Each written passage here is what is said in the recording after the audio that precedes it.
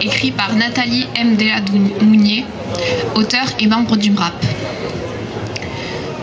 Je suis devant, debout sur une rive à deviner ce qui n'arrive plus. La route atlantique hérissée de barbelés virtuels s'est faite cul-de-sac. Malte, Lampedusa, je ne veux pas voir ces photos-là.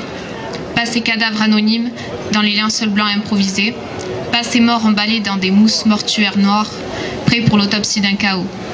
Pas ces rescapés malvenus, grelottant dans les couvertures de survie. Cette lointaine horreur s'est faite mienne. À quoi me sert-il de la connaître intimement, elle, cette jeune africaine, grosse de 1000 horreurs banales et d'un enfant. Elle qui me pariait sur des jours moins pires, à défaut d'être vraiment meilleure. Elle est encore là, même si elle est une autre. Elle est la prochaine qu'on ensevelira dans un linceul de mots compatissants. Elle est celle qui, maintenant, met à mort au lieu de mettre au monde, au fond d'une barque folle dont personne n'entendra jamais parler.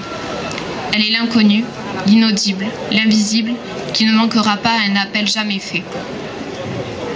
En temps de guerre comme en temps de paix, qu'entend-on de la souffrance de ceux qui sont si mal accueillis?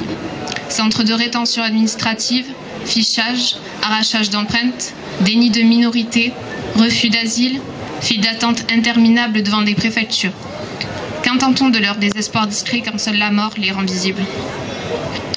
Le reflet gris nage pour l'éternité entre deux eaux, n'effrayant que les plongeurs, sous-marins, car, à la surface, nous ne voyons pas plus les vivants que les morts.